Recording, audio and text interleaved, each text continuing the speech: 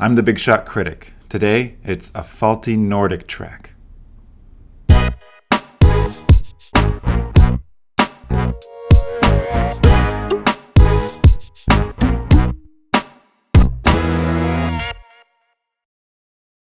Frozen 2 comes out on November 22nd. This is a review of the first one from 2013.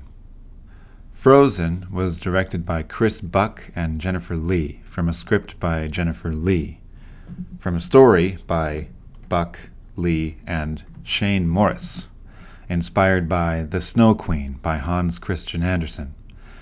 It stars Kristen Bell as Anna, Idina Menzel as Elsa, Jonathan Groff as Kristoff, Josh Gad as Olaf, and Santino Fontana as Hans. Frozen is about A. Two sisters in a royal family with a strained relationship. B. A young princess named Anna learning about true love.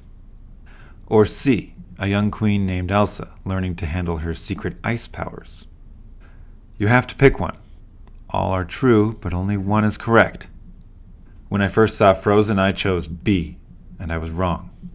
The answer is actually A. You see, in all forms of storytelling, there is a very important thing.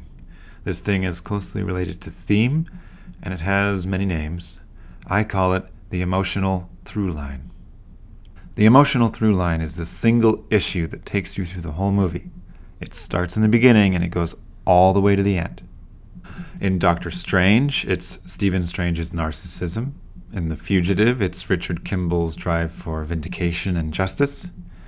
In Castaway, it's Chuck Noland's hope to make it back home.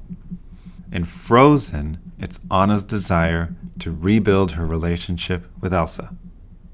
The only reason I'm telling you all this is because in Frozen, there were 3 likely starting points for a good emotional through line, all introduced in the first act. Anna's relationship with Elsa, Anna's understanding of true love, and Elsa's struggle with her powers. The viewer's brain grabs onto a through line automatically, and mine grabbed onto the wrong one. As a result, my experience was different from most. A story can only serve one through line, so when I got hooked onto the wrong one, the rest of the movie didn't add up or make sense the way it should. Imagine watching Finding Nemo, and at the emotional climax, Marlin watches Dory overcome her handicap instead of watching Nemo overcome his. It wouldn't be quite right, would it? That was my experience with Frozen, and this whole thing could have been avoided if the first act was handled a little better. My only other issue with Frozen was 2 musical numbers that I don't think served the story.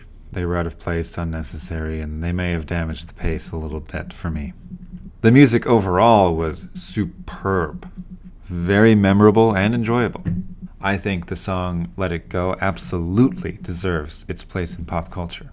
The animation in Frozen was also excellent, of the highest quality, and the humor also had me laughing quite a bit throughout the whole movie, more than I remember the first time. Even so, I am giving Frozen 5 out of 10 commandments.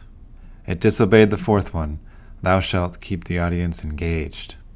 Thank you so much for watching, everyone. Be sure to like and subscribe. Tell me why I'm wrong in the comments below. And click the bell icon so you know when my Knives Out review arrives. I promise not to tell you who did it.